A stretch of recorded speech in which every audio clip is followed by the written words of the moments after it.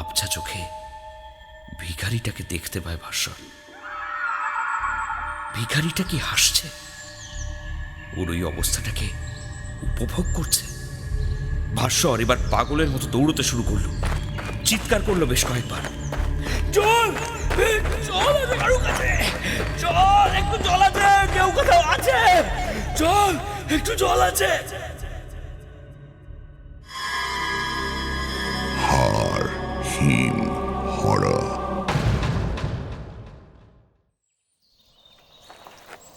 ফালুট ট্রেকের উদ্দেশ্যে সকালেই হাঁটতে শুরু করেছিল তিন বন্ধু।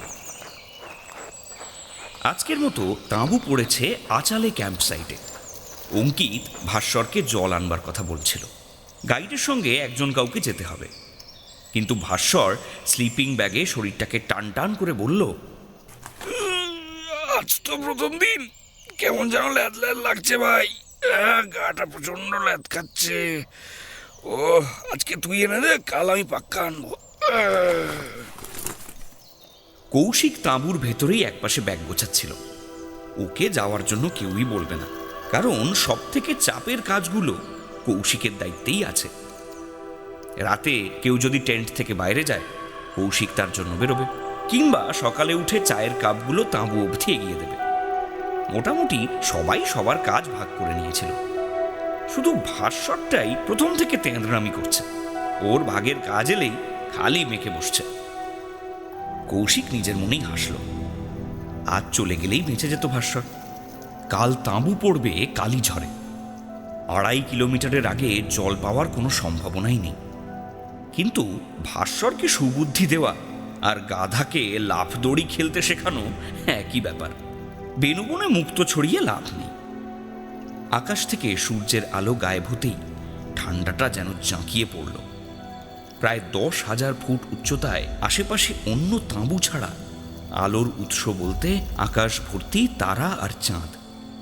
কৃষ্ণপক্ষ, ক্ষয়ে যাওয়া চাঁদ অন্ধকারের সাথে লড়তে লড়তে যেন ক্লান্ত হয়ে পড়েছে। একসময় তাঁবুর ভেতর আচমকা ভূতের গল্পের হুজুগ উঠল। ভাস্বর 2 হাত তুলে দিয়ে বলল, পয়সা খরচ করে বাবা সায়েন্স নিয়ে পড়িয়েছে, তারপরেও ভূতে বিশ্বাস করার মানে আছে কোনো? অঙ্কিত পুরো ব্যাপারটাকে অন্য প্রান্ত থেকে দেখার চেষ্টা করলো। আরে দেখ ভাই, আজকাল তো কাউকে বিশ্বাস করা যায় না। মানুষকেই বিশ্বাস করি না, আবার নাকি ভূতে বিশ্বাস করব। কৌশিক ছেলেটি বুঝতার পুরো আলোচনাটাকে এক জায়গায় জড়ো করে এনে বলল, আমার কি মনে হয় জানিস? ভাস্বর ফুট কাটল। না বললে আমরা কি করে জানবো? কৌশিক সে কথায় কান দিল না, বলতে শুরু করলো, মানুষ নিজের ভুলভ্রান্তিগুলো টের পায়, আর তখন তার মধ্যে অপরাধ বোধের একটা ভূত জন্মায়। যে ভূত তার পিছু ধাওয়া করে, ধাওয়া করতেই থাকে। তাই খুন হয়ে যাওয়া মানুষ বিবেকের বেশে প্রতিশোধ নিতে আসে। আরও অনেক আলোচনা চলছিল। রাতের খাবার তৈরি হওয়ার পর খেয়ে দিয়ে যে যার মতো স্লিপিং ব্যাগে ঢুকে পড়ল। পরদিন সকালে ফের অনেকটা হাঁটার আছে। পরদিনকার পথের বেশিরভাগটাই চড়াই। কালীঝড় ক্যাম্প সাইটে পৌঁছতে পৌঁছতে রীতিমতো সবারই অবস্থা খারাপ হয়ে গেছিল। তার ওপর তাঁবু ফেলা হলো পাহাড়ের শিরদাঁড়ার ওপর। ঠান্ডা হাওয়া যাতায়াতের পথে সপাটে আছড়ে পড়ছে গায়ে। বাইরে দুদণ্ড দাঁড়িয়ে থাকা অসম্ভব মনে হচ্ছে। গাইড জলের ফাঁকা জায়গাগুলো নিয়ে এগিয়ে যাওয়ার আগে একজনকে সঙ্গে আসতে বলল। অঙ্কিত আর কৌশিক এই সময়টার অপেক্ষাতেই ছিল। ভাস্বরের দিকে তাকিয়ে মুচকি হাসল।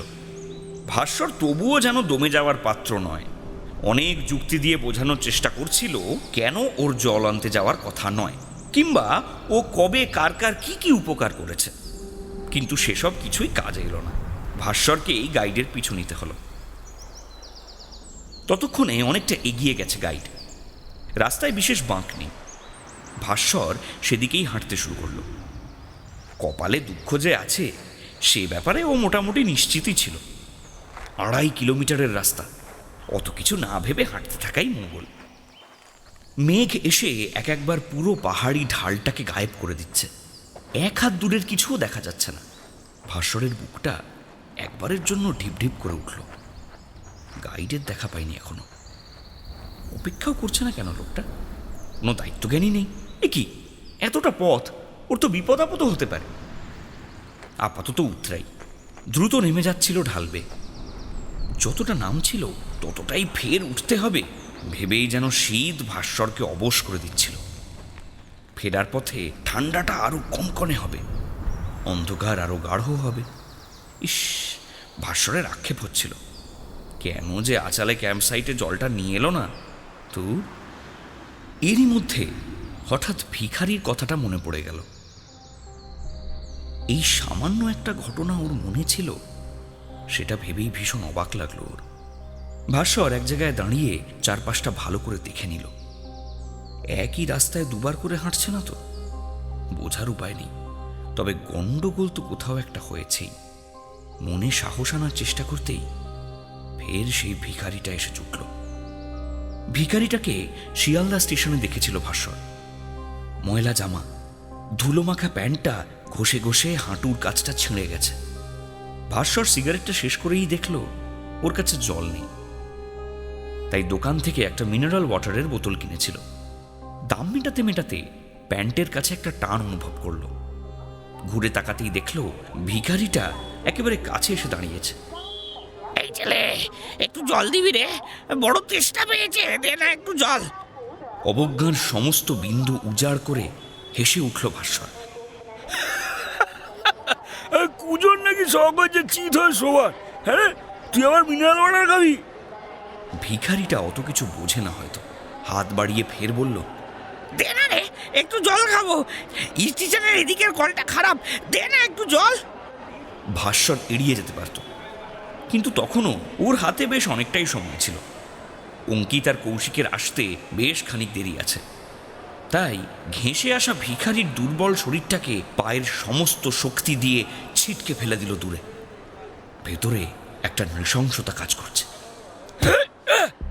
এই যে ট্রেনের জল খাচ্ছে, ভিখারি নাকি মিনারেল ওয়াটার খাবে? যে এতখানি নিষ্ঠুর বোধ হয় না হলেও চলত। অথচ তখন সেসব কিছুই মনে হয়নি।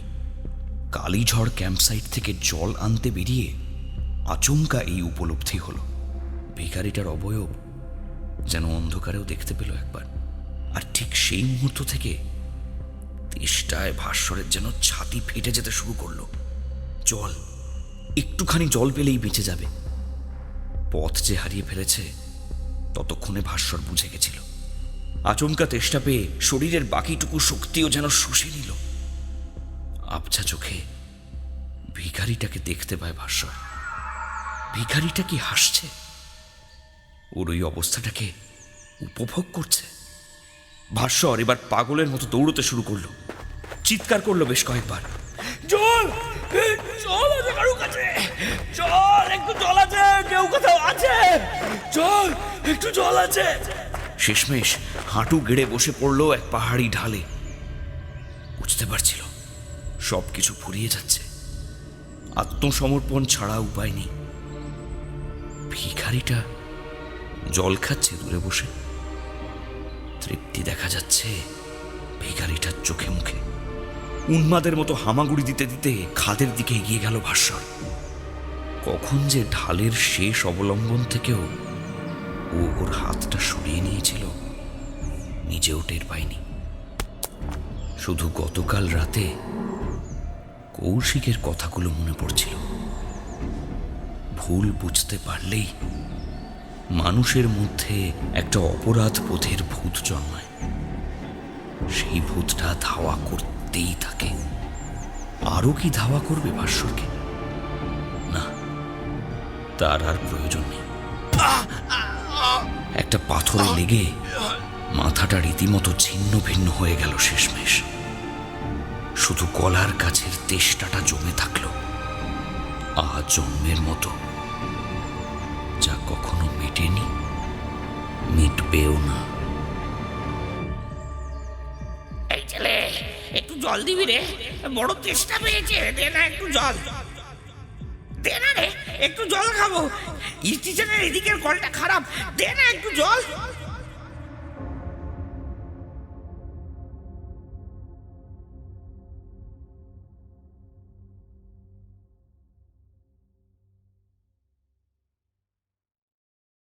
হাড় হিম হরর আপনারা শুনতে পারেন এক্সক্লুসিভলি মির্চি বাংলার ইউটিউব চ্যানেল এবং গানা অ্যাপে।